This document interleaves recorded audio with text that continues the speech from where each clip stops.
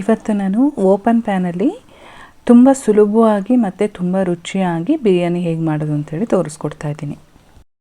ಈ ವಿಡಿಯೋ ನೋಡಿದ ಮೇಲೆ ಒಂದು 8ರಿಂದ 10 ಜನಕ್ಕೆ ಯಾರ ಸಹಾಯನೂ ಕೂಡ ಇಲ್ಲದೆ ನೀವು ಒಬ್ಬರೇ ಕೂಡ ಮಾಡ್ಬೋದು. ಮೊದಲನೇ ಸರಿ ಮಾಡೋರು ಕೂಡ ತುಂಬಾ ಸುಲಭವಾಗಿ ಮಾಡ್ಬೋದು. ಅಷ್ಟು ಈಸಿ ಮೆಥಡಲ್ಲಿ ತೋರಿಸ್ಕೊಟ್ಟಿದ್ದೀನಿ. ಬನ್ನಿ ಹಾಗಾದರೆ ಹೇಗೆ ಮಾಡೋದು ಅಂತೇಳಿ ನೋಡ್ಕೊಳ್ಳೋಣ. ಎಲ್ಲರಿಗೂ ನಮಸ್ಕಾರ. Welcome back to my channel Sonu special. ಚಾನಲ್ನ ಇನ್ನೂ ಸಬ್ಸ್ಕ್ರೈಬ್ ಮಾಡ್ಕೊಂಡಿಲ್ಲ ಅಂತಂದರೆ ಪ್ಲೀಸ್ ಸಬ್ಸ್ಕ್ರೈಬ್ ಮಾಡ್ಕೊಳ್ಳಿ.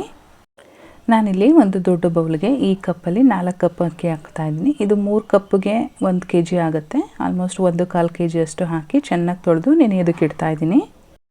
ಇವಾಗ ಸ್ಟವ್ ಮೇಲೆ ಒಂದು ದಪ್ಪ ತಳದ ಪಾತ್ರೆನ ಅಗಲವಾಗಿರ್ತಕ್ಕಂಥ ಒಂದು ಪಾತ್ರೆ ಇಟ್ಕೊಂಡು ಇದಕ್ಕೆ ಒಂದು 4ರಿಂದ 5 ಟೇಬಲ್ ಸ್ಪೂನಷ್ಟು ಎಣ್ಣೆ ಹಾಕಿದ್ದೀನಿ. ನೋಡಿ, ಇಷ್ಟು ಎಣ್ಣೆ ಬೇಕೇ ಬೇಕು. ಎಣ್ಣೆ ಜಾಸ್ತಿ ಆಯಿತು ಅಂದ್ಕೋಬೇಡಿ. ನಾವು ಜಾಸ್ತಿ ಪ್ರಮಾಣದಲ್ಲಿ ಮಾಡ್ತಾ ಇರೋದ್ರಿಂದ ಎಣ್ಣೆನೂ ಕೂಡ ಸ್ವಲ್ಪ ಜಾಸ್ತಿ ಹಾಕಿದ್ದೀನಿ.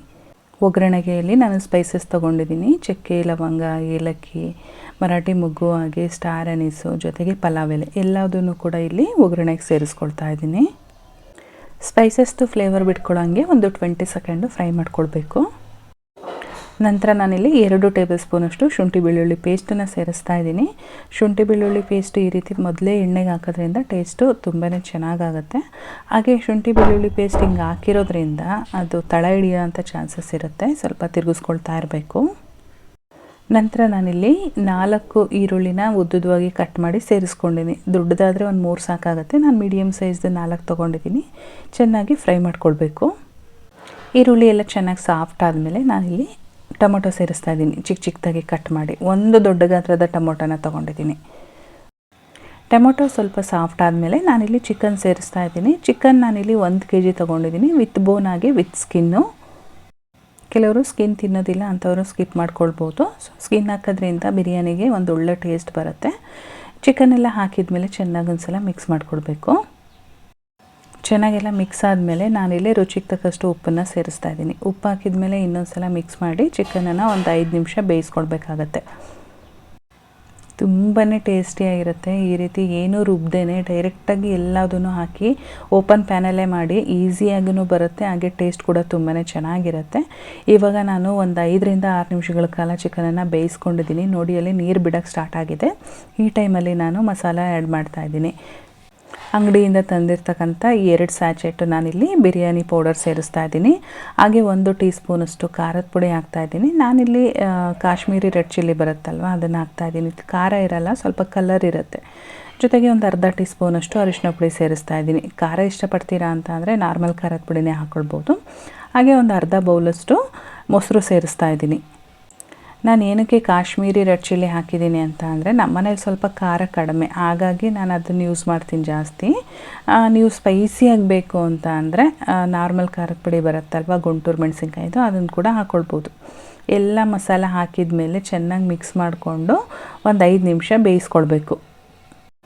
ಇವಾಗ ಒಂದು 5 ನಿಮಿಷ ಬೇಯಿಸ್ಕೊಂಡಿದ್ದೀನಿ. ಚೆನ್ನಾಗಿ ಬೆಂದಿದೆ. ಈ ಟೈಮಲ್ಲಿ ನಾನು ನೀರನ್ನು ಸೇರಿಸ್ತಾ ಇದ್ದೀನಿ. 4 ಕಪ್ಪು ನಾನು ಅಕ್ಕಿ ತೊಗೊಂಡಿದ್ದೆ ಅಲ್ವಾ, 7 ಕಪ್ಪು ನೀರನ್ನು ಸೇರಿಸ್ಕೊಂಡಿದ್ದೀನಿ.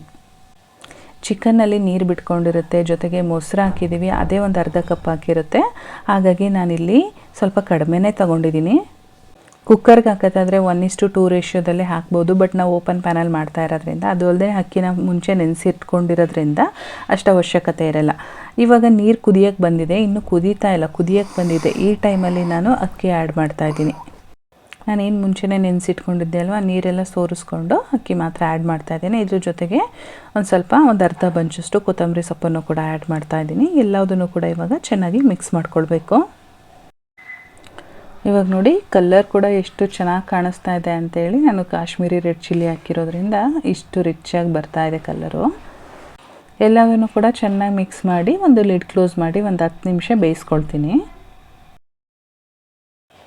ಹಾಗೆ ನಾವು ಮಧ್ಯೆ ಲಿಡ್ ಓಪನ್ ಮಾಡಿ ತಿರುಗಿಸ್ಕೊಳ್ತಾ ಇರಬೇಕು, ತಳ ಹಿಡಿದ್ಬಿಟ್ರೆ ಅಂತೇಳಿ. ಯಾಕೆ ನಾನು ಇಟ್ಟಿರೋ ಪಾತ್ರೆಯಲ್ಲಿ ತಳ ಹಿಡಿಯೋ ಚಾನ್ಸಸ್ ಇಲ್ಲ, ಆದ್ರೂ ನಾವು ಒಂದ್ಸಲ ಈ ರೀತಿ ತಿರುಗಿಸ್ಕೊಳ್ಬೇಕು. ಈ ರೀತಿ ಮಾಡೋದಾದರೆ ನೀವೊಂದು 15 ಜನಕ್ಕೆ ಕೂಡ ನೀವು ಒಬ್ಬರೇ ಮಾಡ್ಕೊಳ್ಬೋದು. ತುಂಬಾ ಟೇಸ್ಟಿಯಾಗಿ ಬರುತ್ತೆ. ಸ್ವಲ್ಪ ದೊಡ್ಡ ಪಾತ್ರೆ ತೊಗೊಂಡ್ರೆ ಆಯಿತು. ಇವಾಗ ನೋಡಿ, ನಾನು ಸುಮಾರಾಗಿ ಒಂದು 10 ನಿಮಿಷ ಬೇಯಿಸ್ಕೊಂಡಿದ್ದೀನಿ. ನೀರೆಲ್ಲ ಚೆನ್ನಾಗಿ ಇಂಗ್ತಾ ಇದೆ, ಇನ್ನೂ ಸ್ವಲ್ಪ ನೀರಿದೆ. ಈ ಟೈಮಲ್ಲಿ ನಾವು ಎಷ್ಟು ಬೆಂದಿದೆ ಅಂತೇಳಿ ನೋಡ್ಕೊಳ್ಬೇಕಾಗತ್ತೆ. ಒಂದು 80% ಬೆಂದಿದೆ. ಮಧ್ಯದಲ್ಲಿ ಕಟ್ಟಾಗ್ತಾ ಇದೆ, ಆದರೆ ತುಂಬ ಸಾಫ್ಟಾಗಿ ಆಗಿಲ್ಲ ಅನ್ನ. ಒಂದು 80% ಬೆಂದಿದೆ. ಈ ಟೈಮಲ್ಲಿ ನಾವು ಲೋ ಫ್ಲೇಮ್ ಮಾಡಿಬಿಟ್ಟು ಇನ್ನೂ ಒಂದು 8ರಿಂದ ಒಂದು 10 ನಿಮಿಷಗಳ ಕಾಲ ಲಿಡ್ ಕ್ಲೋಸ್ ಮಾಡಿ ಬಿಟ್ಬಿಡಬೇಕು. ಓಪನ್ ಮಾಡಿ ನೋಡ್ತಾ ಇರಿ, ಆಮೇಲೆ ಕೆಳಗಡೆಯಿಂದ ಉತ್ಕೊಂಬಂದುಬಿಟ್ರೆ ಕಷ್ಟ. ಕಂಪ್ಲೀಟಾಗಿ 10 ನಿಮಿಷಗಳ ಕಾಲ ಎಲ್ಲ ಬಿಡೋಕ್ಕೆ ಹೋಗಬೇಡಿ. ನಾವು ಲಿಡ್ ಓಪನ್ ಮಾಡಿ ನೋಡ್ತಾ ಇದ್ದರೆ ಗೊತ್ತಾಗುತ್ತೆ ನಮಗೆ ಯಾವ ರೀತಿ ಬರ್ತಾ ಇದೆ ಅಂತೇಳಿ. ಲೋ ಫ್ಲೇಮ್ ಮಾಡ್ಕೊಂಡಿರಬೇಕು. ಇವಾಗ ನೋಡಿ ನಾನು ಲಿಡ್ ಓಪನ್ ಮಾಡ್ತಾ ಇದ್ದೀನಿ. ಬಿರಿಯಾನಿ ರೆಡಿಯಾಗಿದೆ, ಚೆನ್ನಾಗಿ ಬೆಂದಿದೆ, ಒಳ್ಳೆ ಘಮ ಘಮ ಘಮ ಅಂತ ಪರಿಮಳ ಕೂಡ ಬರ್ತಾ ಇದೆ. ತುಂಬಾ ಚೆನ್ನಾಗಾಗಿತ್ತು ಟೇಸ್ಟ್ ಅಂತೂ. ಇವಾಗ ನೋಡಿ ಎಷ್ಟು ಚೆನ್ನಾಗಾಗಿದೆ ಅಂಥೇಳಿ. ಈ ಟೈಮಲ್ಲಿ ಏನು ಮಾಡಬೇಕು ಅಂತ ಅಂದರೆ ಸ್ಟವ್ ಆಫ್ ಮಾಡಿಬಿಟ್ಟು ಮತ್ತೆ ಲಿಡ್ ಕ್ಲೋಸ್ ಮಾಡಿ ನಾವು ಅದನ್ನು ದಮ್ ಕಟ್ಟಾಗಿ ಬಿಡಬೇಕು. ದಮ್ ಕಟ್ಟಾಗಿ ಬಿಟ್ಟರೆ ಇನ್ನೂ ಚೆನ್ನಾಗಿ ಅರಳುತ್ತೆ, ಅನ್ನ ಇನ್ನೂ ಚೆನ್ನಾಗಾಗುತ್ತೆ. ಇವಾಗ ನೋಡಿ ಎಷ್ಟು ಸಾಫ್ಟ್ ಆಗಿದೆ ಅಂತ ಹೇಳ್ಬಿಟ್ಟು. ಆದರೆ ಇನ್ನೂ ಇಷ್ಟೇ ಸಾಕಾಗಲ್ಲ, ಇದು ಚೆನ್ನಾಗಿ ಇನ್ನೂ ದಮ್ ಕಟ್ಟಿದರೆ ಇನ್ನೂ ಸೂಪರಾಗಿ ಆಗುತ್ತೆ.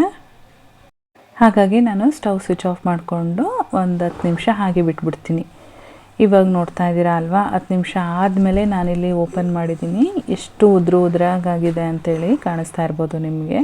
ರುಚಿಯಲ್ಲೂ ಕೂಡ ಅಷ್ಟೇ ಅದ್ಭುತವಾಗಿ ಬಂದಿತ್ತು. ನಮ್ಮನೆಯಲ್ಲಿ 8 ಜನಕ್ಕೆ ಇದು ಸಾಕಾಯಿತು. ಸೊ ನಾವು ಒಂದು 8ರಿಂದ 10 ಜನಕ್ಕೆ ಆರಾಮಾಗಿ ಬಡಿಸ್ಕೊಂಡು ಊಟ ಮಾಡ್ಬೋದು. ತುಂಬಾ ಟೇಸ್ಟಿಯಾಗಿರುತ್ತೆ. ಸೊ ನೋಡಿದ್ರಿ ಅಲ್ವಾ ಓಪನ್ ಪ್ಯಾನಲ್ಲಿ ಬಿರಿಯಾನಿನ ಹೇಗೆ ಮಾಡೋದು ಅಂತೇಳಿ. ಇವತ್ತಿನ ಈ ಬಿರಿಯಾನಿ ರೆಸಿಪಿ ನಿಮಗೆ ಇಷ್ಟ ಆಗಿದರೆ ವಿಡಿಯೋಗೊಂದು ಲೈಕ್ ಮಾಡಿ, ಶೇರ್ ಮಾಡಿ. ಹಾಗೆ ಚಾನಲ್ಗೆ ಇನ್ನೂ ಸಬ್ಸ್ಕ್ರೈಬ್ ಮಾಡ್ಕೊಂಡಿಲ್ಲ ಅಂತ ಅಂದರೆ ಪ್ಲೀಸ್ ಸಬ್ಸ್ಕ್ರೈಬ್ ಮಾಡ್ಕೊಳ್ಳಿ. ಫೇಸ್ಬುಕ್ಕಲ್ಲಿ ನೋಡ್ತಾ ಇರೋರು ಫಾಲೋ ಮಾಡಿ. ನಾನು ಮತ್ತೆ ಸಿಗ್ತೀನಿ ಮುಂದಿನ ವಿಡಿಯೋದಲ್ಲಿ. Thank you for watching.